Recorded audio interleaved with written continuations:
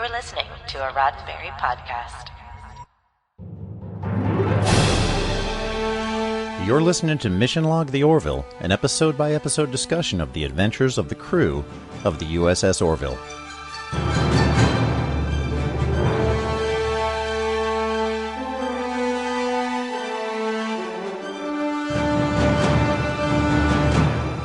Welcome to Mission Log the Orville. This week, about a girl, the one where Bortus and Klyden have a baby girl and have much bigger decisions than what color to paint the nursery. My name is Mike Richards. And I'm JLV, or Jessica Lynn Verdi.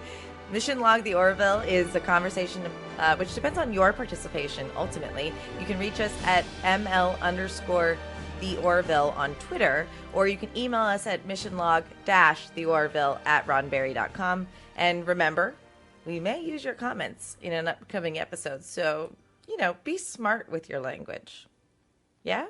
Yeah. Okay, now here's Mike with the recap of this week's episode. About a Girl. Prologue.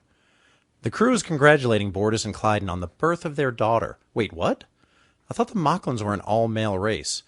Oh, sure, but it turns out that a female is born once every 75 years. As the crew returns to their duties, Klyden tells Bortus it must be done. In sickbay, Yaphet is being examined by Dr. Finn, but it turns out she's not willing to cure what's ailing him. Bortus walks in just in time to see Yaphet slink away with his, tail between his legs and asks the doctor for her help. He needs the doctor to perform a procedure, to conform their child, to make them a male. Act 1. The good doctor flatly refuses the request. It's not an illness. She simply will not perform a sex change on a newborn infant. Break to Captain Mercer, Gordon, and John in the environmental simulator. They're trying to end the Mexican-American War with a showdown. And by showdown, I mean a dance-off. Just as the girls are about to have fun, Bortus and Ed leave to discuss the situation. Ed finds the request to perform a sex change on a baby to be unethical, and furthermore, it would be in violation of 100 laws. Request denied. Act 2. The crew is hanging around the bridge, slicing up an asteroid to save a planet. Typical day, but enough of that. The conversation turns to the Mocklin baby. Ed's hoping Bortus will be open-minded, while Kelly shares her thoughts that there's nothing sadder than an unwanted baby. As the intrepid crew completes their planet-saving task, they're contacted by the Mocklin Minister of Internal Affairs. Seems that they're sending a ship to rendezvous with the Orville at the request of one of its officers. Act 3. Ed is reminding Bortus how the chain of command works, that rendezvous orders go through him or Kelly, and that the baby, while on the Orville, is his responsibility. Bortus replies that he doesn't see it that way, and he doesn't think the Mocklin ship will either. In other words, this could turn into a military conflict. With Bortus relieved of duty, Ed and Kelly meet for a drink to discuss the situation. Is it okay to repair a deformity, like being born with a third leg? Is that the same thing as changing a girl into a boy? Shouldn't we challenge ourselves to make sure that we're not judging another's culture just because it's alien to us? Isn't there a universal code of ethics that we all follow? Maybe it'll help if Bortus sees how strong females are in a boxing match with Alara. While the Zelayan does prove her superior strength, Bortus is undeterred. Only he can decide what's best for his child. Act 4. Back in their quarters, Bortus lies about why his head hurts, like a good husband does, and Klyden decides to go shopping for their trip to Moklis. Now it's Gordon and John's turn to work on Bortus by explaining the morals, meanings, and messages of Rudolph the red-nosed reindeer. Of course, without Rudolph's nose, Santa couldn't complete his mission. Christmas would have been ruined if Rudolph was euthanized as his father wished. Wait, what? That wasn't on the table. That was never on the table. With this new revelation, Bortus interrupts Klyden's shopping spree to plead his case that the baby should be left unaltered. They don't know what kind of great things she may accomplish. As Klyden doubles down on going through with the procedure, he confides that he was born a female. So that's 2. Act 5. Klyden himself didn't know until after he and Bortus were together, and didn't tell because he was afraid to lose Bortus. He thinks his parents saved him from a lifetime of shame. This domestic dispute is interrupted by the arrival of a Moclan ship. While Moclan, Captain Vorak, easy for you to say, is determined to take the child, the parents are in disagreement. Bortus formally requests tribunal, a type of legal challenge. It turns out that Kelly's year of interstellar law at Union Point will be put to good use as Bortus's advocate. Before leaving the Orville, Bortus offers a fitting passage of Moclan literature by Gondas Eldon, one of the Moclan giants. Between soul and sacrifice beats the heart of civilization. Act 6. I doubt that'll come up again. No. Act 6. No, that's actually a throwaway line. Arriving at Moklas, a heavily industrialized planet, the tribunal begins with the state trying to shame Bortus into going through with the procedure. Kelly's approach is different. She attempts to show that females can be stronger than males, and males can be dumber than females. Turns out Alara is strong, and Gordon's knowledge is limited probably to piloting a starship and maybe movie trivia? To be fair, they asked him questions from 200 years ago, but carry on. True. I myself thought Nabisco was the capital of the United States. Fair. As Klyden's advocate interrogates Dr. Finn, he tells her that Moclan females are shunned by Moclan society planet-wide. They exist. They're just shunned. With Isaac's help, Ed, John, and Alara are off to find a particular Moclan female. The female's name is Havina. Her parents chose to let her live as she was intended. They moved to the mountains. They taught her to think, to read, to wonder, to love the person she was. She has no regrets. She's happy. And when Klyden's advocate chastises her for quoting the work of the great Moclan author, Gondas Eldon, she reveals that she is, in fact, the great author themselves. There are many ways to contribute to society. This was hers. The tribunal will have their decision in 12 hours. Bortus is determined to love the child no matter the outcome, and he'll continue to make it work with Klyden, his mate, who he loves as well. Act 7. The Arbitration Council decided there is not sufficient cause to suspend the procedure. The baby will receive the correction. Klyden wants to console his mate, but decides it's not the right time. Following the procedure, Bortus and Klyden are presented with their son, Topa. Bortus and Klyden promise to give him a good life, whoever he becomes, as Bortus lays a stuffed Rudolph on Topa's chest. The end. I feel like I just rewatched the episode, Mike. Wonderful job. Well, thank you very much. That was great. It was delightful. And for those of you that don't know, we're switching off recapping. And so when we read it, it means we have pretty much written it. So you're also, surmising the episode in your words. So good job. Thank you. Yeah, totally. So as people know, the mission log style is to jump in on just like minor observations, little funnies, and what have you. I kind of wanted to start us off with, though, that we are also going to get into the minutia of don't wait. We're not going to just like glean past all the tough stuff that happens in this episode. There's a lot of tough stuff that I want to get people ready for, but that doesn't mean there isn't funny stuff that happens in this episode. This is one that I feel like we're almost giving it short shrift by, taking the 5-10 minutes or so to have some fun with, because there are so many meaty topics to talk about in this. But it's the Orville, and there was definitely some fun moments. And 1,000,000%. And it's worth mentioning because it's part of the Orville. So totally.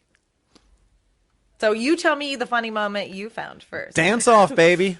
You loved that? I loved that. I thought that was such a fun way. And you know what? I think if international conflicts were solved with dance-offs, we'd be better off as a planet. Pretty good argument. I really do. It was definitely the Three Amigos recreated. Yeah. And we were I loved like the red herring of like, we're gonna shoot off, but nope, we're dancing off. And that is a very fun Gordon-esque That was a very too. good Gordon movie. And I love the fact that the song was Girls Just Want to Have Fun. It's so cute. Which, name of the episode, about a girl, and I didn't think about it. Hey, I thought of something you didn't think of. I mean, it's more than likely that will happen very often. Oh, that's so funny. So I thought it was kind of silly when they're all, cuckooing over the baby, and they're like, "Oh, we should be at the bridge anyway." And I'm like, "Well, okay. First of all, we just dealt with an episode of someone it being a big deal that someone is in command. If everyone's gone, who's in command right now? What happened?" Yes. So I thought that was odd. That is odd. The only person I could think of, because we haven't met anybody beyond like the alpha shift of the bridge crew yet. Maybe Ensign Parker, who we love, who may not be able to run a marathon anytime soon, but I think he could, take the big chair. He's so low ranking though that I don't know that would have happened. Yeah, I don't know either, but He everybody definitely else was B shift. B shift was definitely Delta shift was on for sure. No doubt about that. So, Yaphet, what do you think? I think Yaphet is looking for love in all the wrong places, including sickbay. Listen, I thought it was super charming that he's like trying to be sick to get Dr. Finn's attention. And now here's the problem. She's saying no several times and he's not listening. That's problematic. That's problematic. And he forms part of his gelatinous self to indicate that he could pleasure her in a sense that would be compatible to her species. That is indecent exposure. I am in some uncomfortable cultures. enough now to keep my mouth shut, and that's saying a lot. I'm just saying, listen, it's a funny moment, and I'm not discounting the humor, but also the implications there. Yeah. Let's just hope certain men don't take this as a sign like it's No, okay no. to do that. Yes, but my pee-pee's really big. And I'm glad it did not model behavior that was successful, because he slinked out of there. So, but the worst part about it is, and this is not necessarily a positive about me, I was still charmed by him. I think it's Norm Macdonald's voice mixed with this, like, never gonna get a girl. His dry delivery was so spot on. So sweet. I'm going to hit a milestone wedding anniversary here in, about 7 months. Silver? No, it does start with a 2 though. So I don't know what that one's called. 20? Yeah. So that's silver, I think. 20 years. I thought silver's 25. Oh, it's 25. Yeah. Never mind. I don't know. So it's been a while since I've been out there pitching. I'll just, kind of put it that way. Okay. But when I was, really, and honestly, it was. You were exposing yourself. No, absolutely not. Stop that, Earl. Cut that out. It was not that. I was just, very, it's kind of like Ted Mosby on How I Met Your Mother. You're just trying to meet the right one, and you try and you try and you try. And, I can see, that Yaphet as uninformed or, ill-advised his tactics were. I honestly think he's just looking for companionship. So this is a grander topic that we may talk about at another time, but the more I've learned about how men mate in our species, they were typically encouraged by their father figure to just keep swinging, right? Just like, ask that girl out. Yeah. It's a numbers game. And that's really, really bad in my personal opinion. Cheers. So for those not on video, I just raised a glass. You certainly did. I'm just saying, like, I give I feel a little sympathy for people that's how they were raised. I was raised to have similar expectations and like, to also like be really wary of men. But so nothing was perfect. But as we age, we should like realize like, it's not a numbers game. You know what I mean? Like, I'm not trying. Now that being said, just because you mentioned that about like how you're wild and crazy guys days, but I don't think Yaphet's like swinging and a missing and then going to hit on. No, I think he likes Dr. Finn. He really likes her. Yeah. And that doesn't mean it's okay, because no is a complete sentence. No is and no. He should have taken it the 3 times he tried to come in. And before, do not show yourself. So that's we're skipping ahead a little bit to the okay, Seth, messages, morals, and meanings. We sure are. Of the show, which was great. So again, I got to go back to Adrienne Palicki and her ability to just take a softball thrown up by Seth MacFarlane had hit it out of the park. When they are having a drink in the lounge that's probably at the front of the ship, maybe on deck 10, I'm not really sure. Maybe it's in the forward the front part of the maybe. Yeah. I don't know. I don't really maybe have. You could see the space. I don't have the schematics yet, but I do have a Orville Eagle Moss Orville XL edition. Ooh. So I might get to read the magazine. We love Eagle Moss stuff. Sure, shilling for Eagle Moss now. But I may read that in the magazine that it came with. So they're up there and they're talking about sort of the moral questions that you ask, and this is sort of a theme that I noticed the show running into also with a few episodes so far in, is that the questions are there. Mm-hmm. They ask the questions, not a lot of preachiness though, and I dig that they're willing to ask the questions. To get us talking about it, to get other folks talking about it, hopefully listening to this podcast and webcast so they can talk about it, but not a whole lot of preachiness. So they ask the questions, is corrective surgery for a deformity the same as changing a girl into a boy? Are we honoring the cultures, alien cultures, if we let them do things that are against a universal code of ethics? So those are the sort of questions that Kelly and Ed were chatting about at the bar.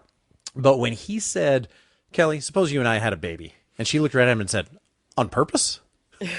And just the delivery was just perfect. It's so good. It's so good. It was relatable.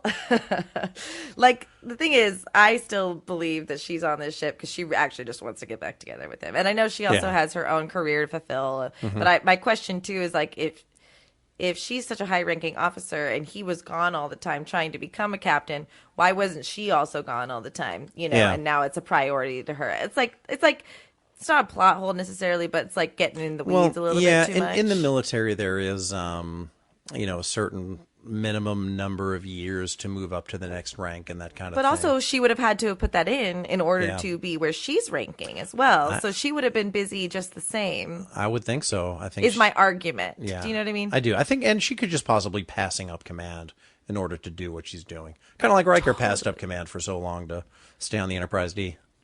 Totally. What was it? Warp me to the tempo of 1, 2, 3, 4 or something. It's so dumb. So dumb. But warp in the factor of 5, 6, 7, 8. That's what it is. Anyway, we're talking about a different show.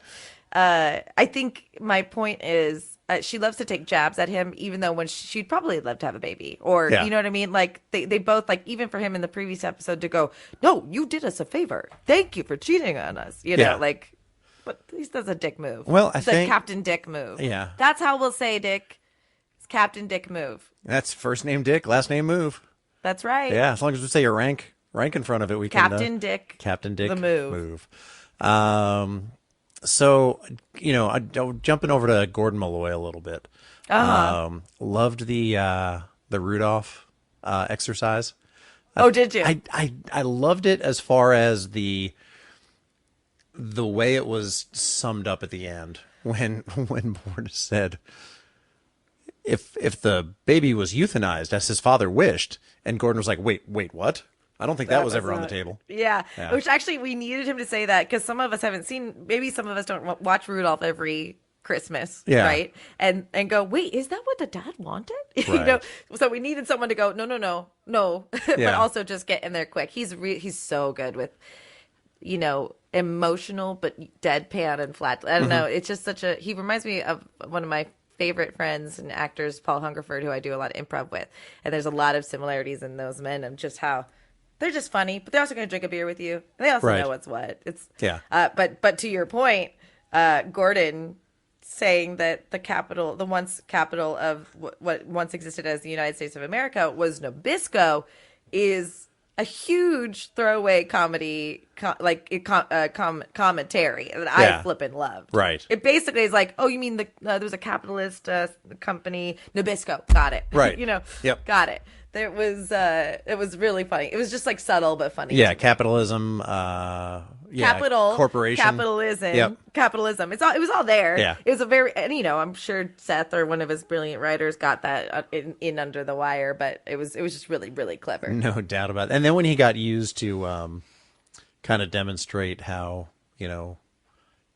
Oh, that's when he said it, when he was demonstrating how dumb he was. inferior that. But I loved his other line was, 4 chambers of the heart, chamber of secrets. Yeah. Listing off, which is probably, oh God, it's actually even more complicated that they talk about a J.K. Rowling. Okay, this is a whole big thing. We're going to have to move past this section. This is really not, quick. so this is the 3rd episode in a row. And I don't know if Seth MacFarlane writes every episode or not. I haven't looked ahead. I just kind of keep an eye on who writes each episode and who writes and who directs. Right. So this is episode 3. Seth MacFarlane has written all 3, singular acting credit. So, no writing room or anything? it certainly probably. There's got to be a writing room that he takes ultimate credit. Yeah. Like they got to break story somewhere. Right. I'm sure other people have their eyes on it and that kind of thing, but I can't imagine. Like I said, but we're going to talk about that too. Yeah, singular writing credit on IMDb anyway, and on the show. Opening credits is Seth MacFarlane, written by. Speaking of Ed Mercer, I love the stand that he took against. Now I had a really hard time saying this. Macklin, Captain Vorak. In the recap. Did I get it right that time? Macklin, Captain Vorak. Okay, yes. Good. I love the stand that he took against him, leaving the council room when he would not let the captain pass him. And he said, "You're frail. Do you understand what that means?" And he said, "I have an anti-bullying law named after me. Yes, I know what it means." So sad, so relatable. But good. But also so badass, right? Because he is shorter than that. But he's so confident. Well, it's easy to stand up against a little guy. Is what we think. Yeah. And that's he really did the true essence of bravery. He might have been afraid in that moment. I'm sure he was terrified. He stood his ground. It was really good. It was a really good visual and emotional moment. So, I agree. Yeah, to stand up against somebody who could do you great harm is kind of reminds me of Boimler's rule that thou shalt not work that hard, or something like the most important rule. Yeah. Exactly right. The one that he gets named associated after law, with named after him. Yeah, and he's like, no. Yeah, it's the worst. And I think we're starting to see some similarities and some differences start to form with with maybe more traditional Star Trek. I'm gonna go way back to the Omega Glory. That was the one with the Yangs and the Combs, and the Captain Paul Tracy is with the Yangs, and they're trying to fight against the Combs, who are the Asians, and the Yangs are kind of the Americans. And it turns out that this is sort of a future post-apocalyptic parallel Earth where the Yankees and the communists sort of went through with mutually assured destruction, and were still fighting a war well after anybody should have been done caring. And they had sort of misread, misunderstood, misapplied the Constitution. And Kirk was just able to, without even looking at it, just read the Constitution, which is great. Wow. If you can do that, that's impressive. Like James C. Kirk, man, that's, that's why he's the character I know and love. And then you have Jean-Luc Picard, who has apparently the entire works of William Shakespeare memorized at any given time that he can just totally drop on anybody. But these folks are different, right? They know their job. They're very good at their job. Right. But they're not polymaths. They don't know, they're not Renaissance people. They don't know everything about everything. They just sort of know their job. They're good with the technology that they work with. In that case, they're not very different from you and I. Society has evolved. The technology has evolved. But the people are generally the same. And I like that. Yeah, totally. We need that as this show in order to relate. We can't. Yeah. We wouldn't want to watch a show that's super highbrow, and they're beyond us, Yeah. We could watch that show, but then we'd find something wrong with that society. Do you know what I mean? Yep. If we couldn't, so I wonder if Kirk knows the Constitution by heart, and Picard knows Shakespeare by heart, Ed Mercer must know every old school song by heart. That's got to be his expertise. There's got to be right? something, yeah. And Gordon apparently movie trivia, I think, was his choice. And I don't know what the other ones have. Kelly seems very well rounded. She knows some pop music. Dr. Finn seems like she's more than just the ship's doctor. I think she's very well rounded as well. Yeah. And Isaac. Oh, and everyone's well rounded, but I just mean more like their history knowledge. Right. And Isaac's just a cheater because he's an artificial life form, and he's just has instant access to everything. This is true.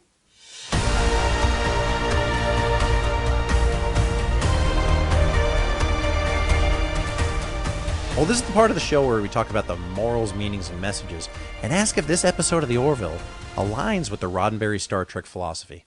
So, Jessica, I'll ask you, since I can't ask myself, what stood out to you as messages, morals, and meanings in the episode About a Girl? I have a huge, gigantic preface that I'm going to give as we go into this episode. Hit me. Because I feel personally it would be irresponsible of me to talk about this episode without citing people who helped me educate myself about this episode, and also like let's talk about the problems and perhaps the positives about this show. So I have a friend named Jessie Gender who does amazing, mostly Star Trek deep dives on YouTube, and I asked her, like, do you have any insight onto some of the problematic aspects of this episode? I know it's not a perfect episode, so I'm quoting directly from her article on theadvocate.com, and I'll share the links for her articles when this episode comes out.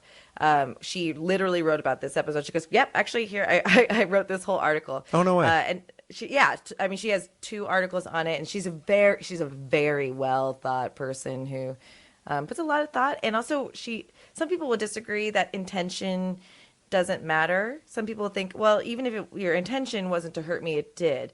No.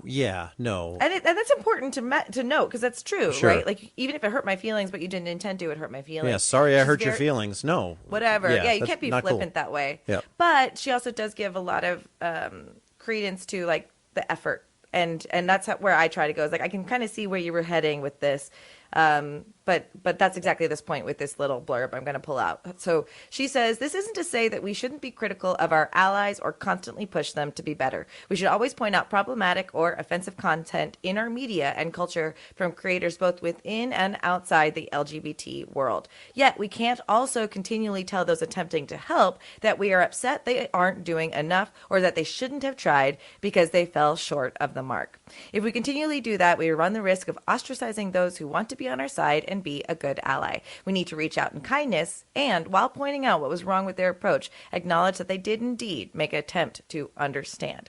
So that's a very good point that Jessie brings up. Right. There's a lot of things that are good and bad about this episode. And there are morals that we could talk about that, a lot of people conflate this episode with the Outcast, where Riker falls in love with what is supposed to be a non-binary race and falls in love with a female, a woman, a person who is a female. Yeah, she's non-gender but identifies as a female. Correct. So, which would mean that she, in our world, Correct. our language means that she's a female. Also played by a female actress and looked very feminine in the show, which is another problem with it. Which then I read recently that Riker Frakes, which wished that he had pushed more for it to be a male actor, which I remember when I was watching, I was like, God, they really missed an opportunity here. But let's not forget, in that era, we were still normalizing gender. There was no transgender positive representation, right? Or intersex positive representation. And so even the fact that they got to tell that story is saying something. And so this is where it fits into the Roddenberry message or intent, is that Seth MacFarlane is really trying to do his best to be an ally and tell a story that is still relevant today and giving it to a primetime audience. That's not nothing. And there are still people who need to be exposed to what it's like to be reassigned or assigned at birth, and whether that's, morally correct or not. So the only thing that's a little confusing about this episode is they conflate transgenderism with intersexuality. So intersex is when you were born either with the antiquated term hermaphroditic, or with non-gender conforming genitals or what have you. Right. And then a doctor or the parents will decide which sex they want to lean towards, and then correct that, quote unquote correct. Yeah. Transgender is when you decide that your exterior does not match your interior, and then you are transcending that to become the gender that you are. Right. So all of this is to say, I just kind of wanted to give us for some people maybe rolling their eyes, I can't believe we're going through this, but at the same time, I had to do a lot of research, even though I'm very well versed in this information. So I had to do research in order to be eloquent to speak about this, and I'm going to get it wrong. I welcome information if I do it wrong. Yeah, so please hit us up on on Twitter, send us an email on that. I'm not above if this. You have we would love. I mean, we want to listen. That's I love listening to you and what you have to say, and you listen to your friend Jesse Gender about that, and I love. We're here to learn too. And because they did this episode, we get to have this conversation. So there's a positive side to that. The one thing I think that's really missing, is really evident, is the lack of diversity in the writer's room. They didn't have sensitivity readers that really went through and go, this might not be the best, most helpful allyship you could present. Because they were also conflating womanhood with ableism, or being as a handicap. So that's also problematic to that world. Even though I see the benefit, I can see why they might have done that as a story. In order to because when you have a prejudice, you might do a lot to justify your prejudice and dig your heels in deeper. Oh yeah, you know what I mean? Yeah. And then there's the issue of Rudolph, which is now also not perfect as a storytelling mechanism, which is teaching kids that you aren't worth something if you're born with a disability until you can provide a service. Oh snap! Yeah. So again, that's not a perfect analogy. Until you prove your worth to the masters. I know why he does it. It's a quick storytelling device that Seth MacFarlane uses, and it's a universally known TV program. But when you take a second to examine what are we teaching our children, I know plenty of parents right now, whether they agree with what we're talking about or are comfortable with what we're talking about or not, that will not show old school Disney shows to their kids. Why not? Or namely their women, or their female assigned children, right? Right. Because it's teaching them an unhealthy way to look at relationships with men. Yeah. It's setting up maybe I know it screwed me up a little bit. I think my Prince Charming is going to come, blah, blah, blah. And so they'll withhold that maybe until later, until they can make a little bit better of a decision on, or have a discussion on, that's not really how it works. Right. So Rudolph could stand to have that. We're as a society, we're just now waking up to ableism and ableist talk and stuff like that. And Rudolph is one of those examples of, finally you're of use to society. And now we see Havina in this episode prove that she's of use to the society. She shouldn't have had to do that. Right. She shouldn't have had to go, well, I was this great writer. That's why you shouldn't have. That's why you shouldn't reassign this child. So I agree with you that you shouldn't have to justify your existence to do that. I do very much like the message of, with diversity comes different strengths. And if everybody thinks the same, and if everybody acts the same, and if everybody has the same goals and agenda, then you end up with a planet that does nothing but create weapons and blow stuff up all the time.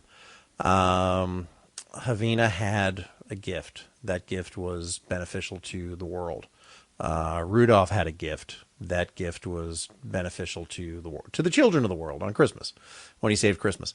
Yeah. So I do, and both of those folks would have been, or individuals would have been, either shunned or tucked away or kept in the attic or locked in the basement, and would not have been able to kind kind of reach their full potential otherwise. So I took that as a positive, but the part of it that you just added, man, I really got to look through, re-examine some things.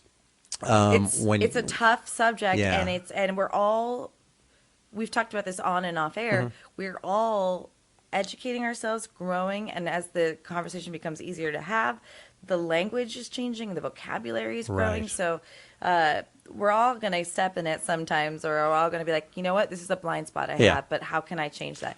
Not dissimilar from what you're saying, like they're asking questions. And it's really awesome to see Seth MacFarlane, even though he knows that he's right, that they shouldn't reassign the gender, they're asking questions for themselves, and he's going to a confidant to ask what if they're doing the right thing or not. And that was good, but you're right. There has to be some sort of value found other than just serving the people that would otherwise discard you.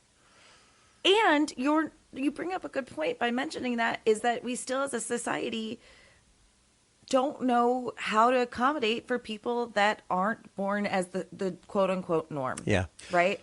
Or if they're, intersex as that a child, we see that as a deformity. Mm-hmm. And so we're still in a society that's shunning and not seeing the value of people just for being who they are. Yeah.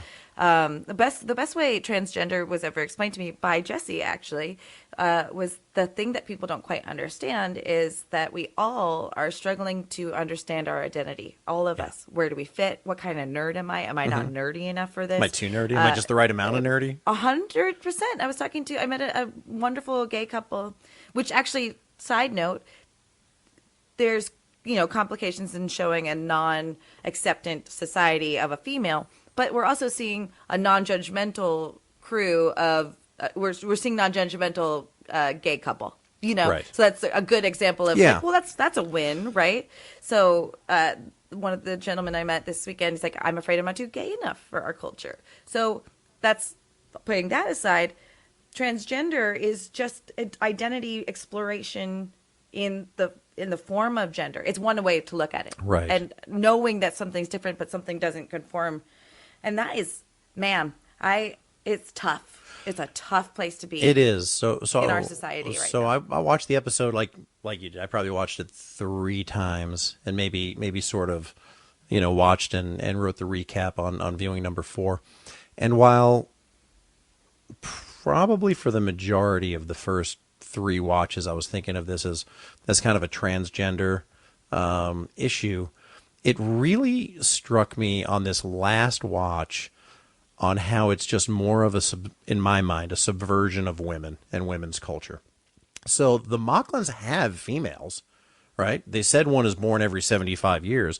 I don't know how old Klyden is. I don't think he's 75 years old. Right. Right. And then there's also Havina, and then there's also the baby.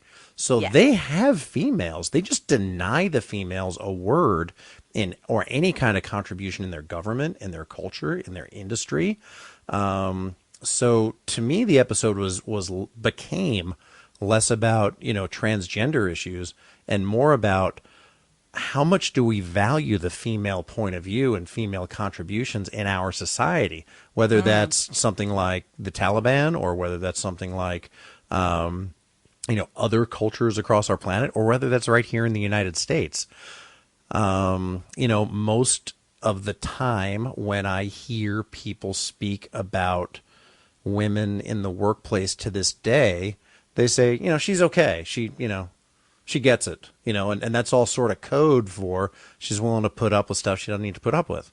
You got a lot of men, a lot of dads that, try to make little tomboys out of their girls by getting them into sports and getting them to do other things. That's great. But are you trying to encourage them to be the best person they can be, or are you trying to make a little boy out of them?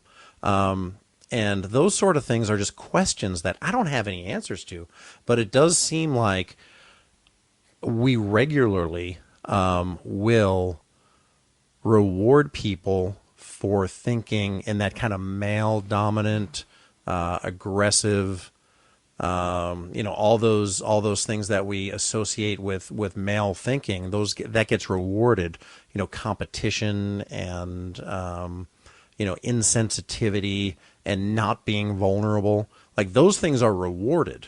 And many, many, many of the female attributes that are so important to our success get minimalized and shunned and not talked about. And that's kind of where I came away with this episode. Yeah, I think that I agree. I think you're bringing up amazing points. And this is a very radical thought, but it's not.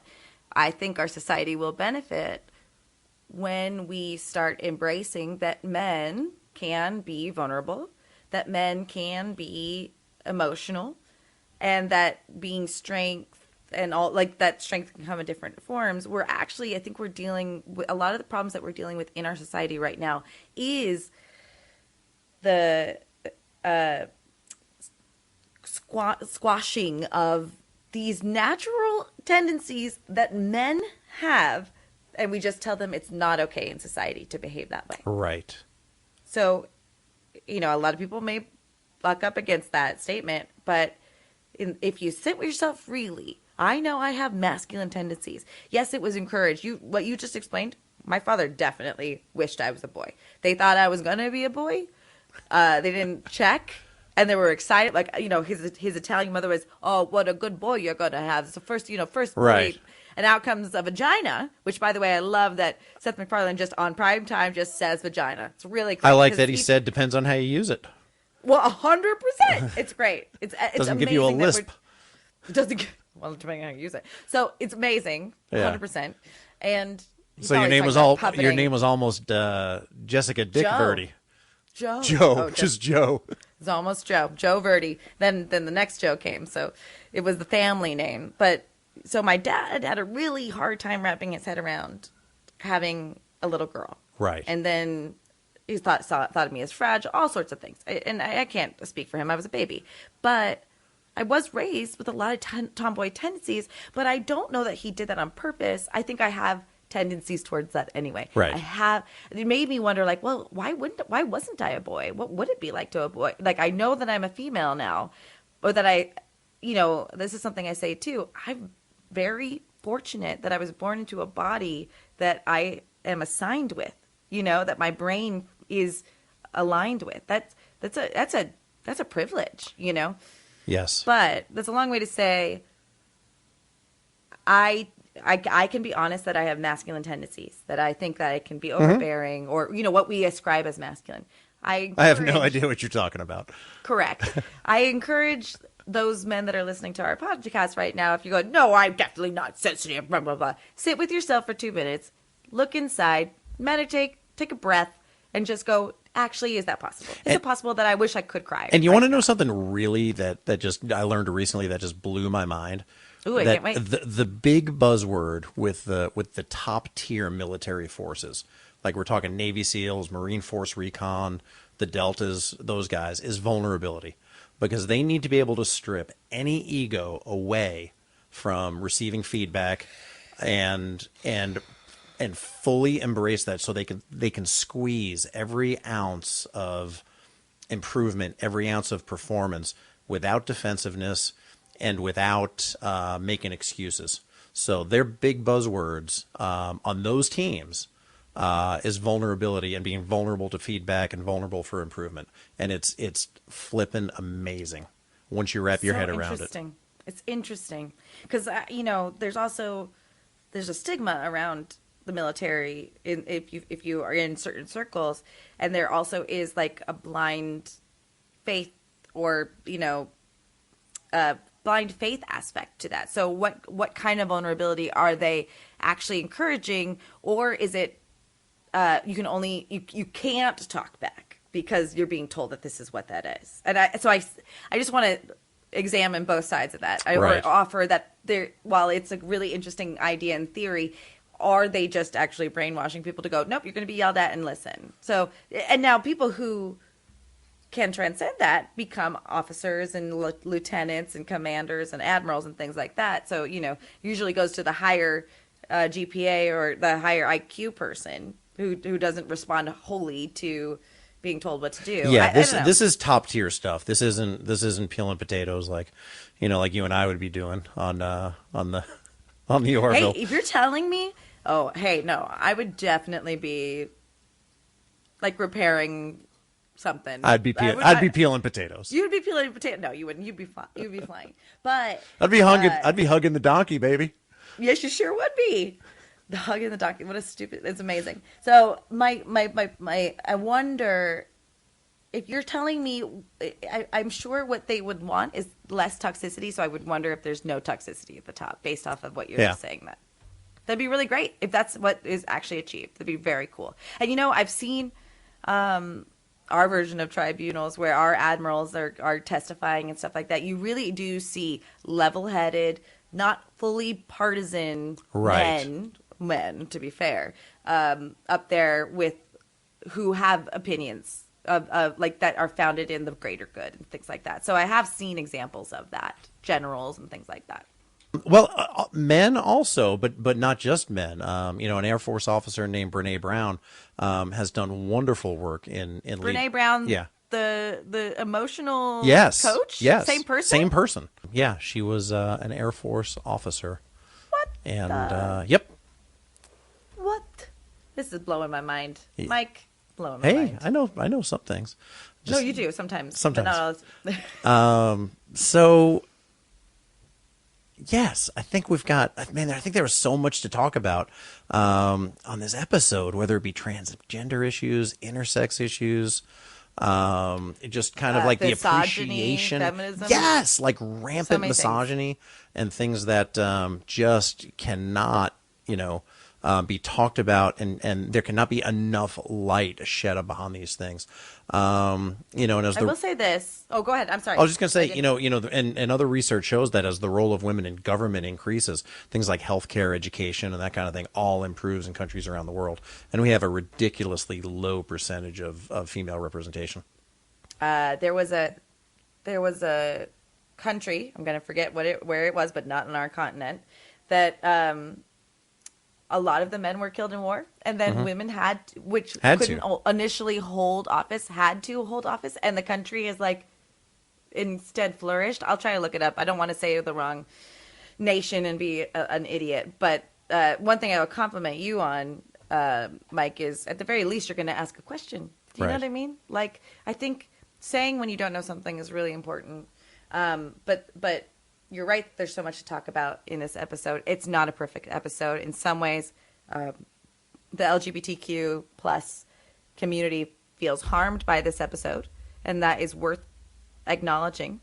And I don't know that it gets better with future episodes with Mocklins, but at the same time, we do see Seth MacFarlane trying to be an ally. He could do better, right? We mentioned that with sensitivity readers, more diverse hires.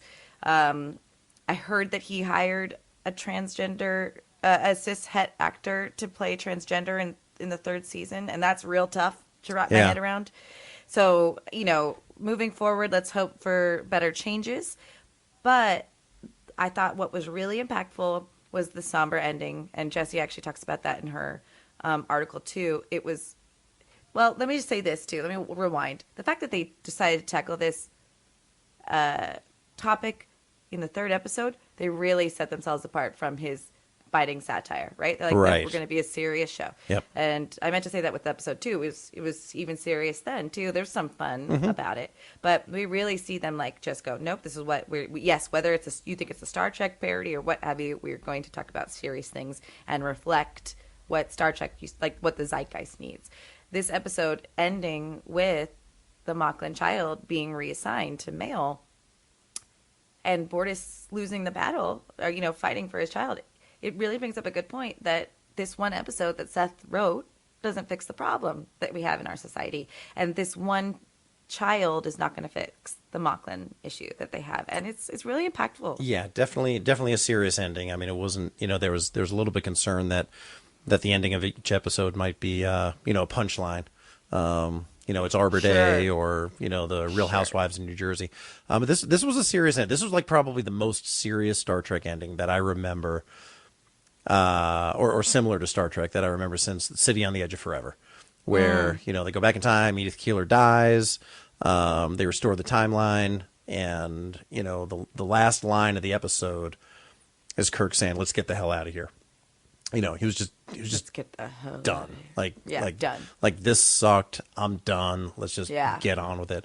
Which and I think is also men compartmentalizing. Is it healthy? Do you need to talk to a therapist? Probably. Oh no, just Jessica! saying. You take those feelings, you jam them down way deep. Oh, where got nobody it. can get to Oh, yeah, that's with how that some goes. Romulan ale. I got it. Yeah, You're right. that's what alcohol and no, and it's true though. But I really I wonder about.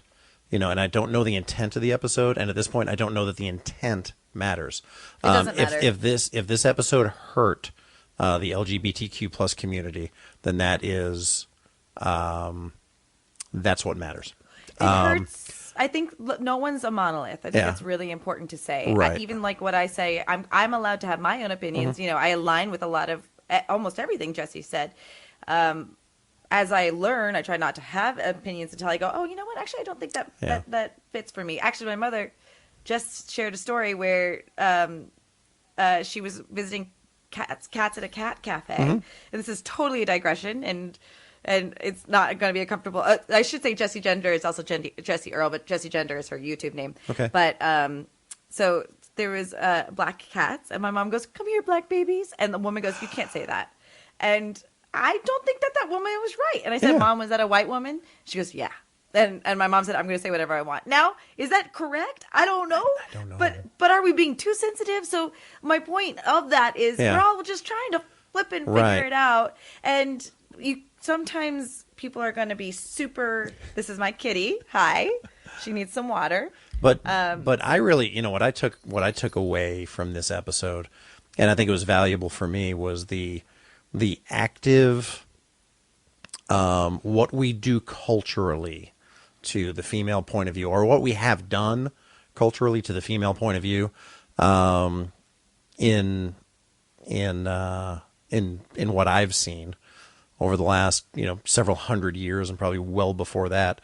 What we do culturally, the Mocklins did surgically. They kind of removed, subverted, and didn't have to deal with that female point of view from in their culture. It's interesting because this would insinuate that you assume that they're an all male culture out of necessity, right? But they're not. But that's the thing, right? Like so we met 3 in this happened, episode. Yeah, what happened in the past? That was it just because 10 men were born and there was one female? They went, nope, she's weak, so we're just gonna. Yep. So, yeah, the history is interesting here for that society. You're totally right that it echoes of genital castration for females, or but again, this is also important. They bring up circumcision, and maybe it's not a life altering change, but also that is changing your child's future without their consent. So It's a huge conversation about consent. It's a huge conversation about identity, and it's a huge conversation about female-male relationships. It's a complicated episode that's probably a little bit too much to tackle in 45 minutes. Yeah, it is. But but congratulations, Seth, for trying. I feel like I got a lot out of it. So you started to hit on it before. Do you think this show aligns with the Roddenberry Star Trek philosophy of kind of inclusion and diversity and optimism? Yeah, I do. I think so. I think we see we see a show, we see a creator that wants to tackle hard problems. He's getting, even if it's not a perfect, story or perfect representation of this struggle, he's getting it in front of primetime eyes. And that's important. And that's what Roddenberry would have done.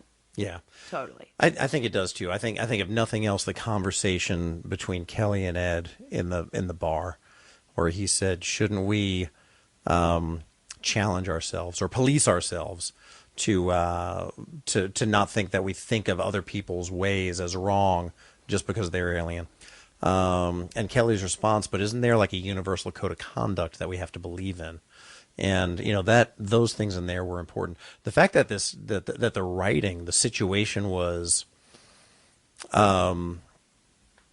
squishy enough that we could apply it to several different things and talk about a number of different things, I think was brilliant. Yeah, I totally agree. And as someone who was raised Catholic and then has grown up to since be not, if not agnostic, atheistic to some extent, I believe in the universe and the power of things, and Sure, that's where I operate. I question too, where do we get that center aligning ethical code if we're not getting it from certain sources? It doesn't need to be provided by religion, but that's how I received a lot of it. Well, I think you need to get it through reason. You need to get it through reason. You need to be able to decide right and wrong, not based on the interpretation of the sacred scrolls, but based on. But based right on what? wrong. Yeah. But I know. But then what? What's right and wrong? Is it just how our heart feels, or not? And again, this is not me advocating for religion, which I respect people who are Christian and think. I actually think if you are doing how Christ did it, like, he's pretty awesome. The stories of Christ are pretty dope, and I was raised with them. So I certainly don't. I have a hard time with the evangelizing side of most of that stuff. Right. But that's a huge digression. But you're totally right. We've got an awesome example of bringing up. We want to be able to talk about these things, and art gets us to do that, and that was successful. Bang. Join us next time as we discuss If the Stars Should Appear. Mission Log the Orville is produced by Roddenberry Entertainment. Executive producer, Rod Roddenberry. Our website and your opportunity to comment and connect with us is podcasts.roddenberry.com.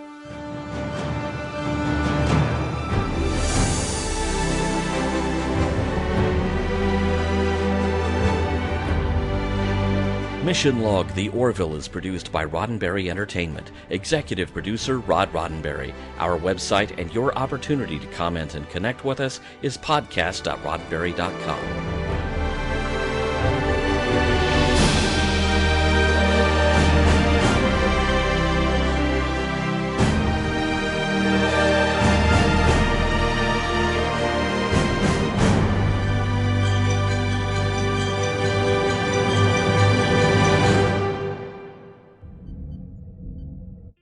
This is a Roddenberry podcast.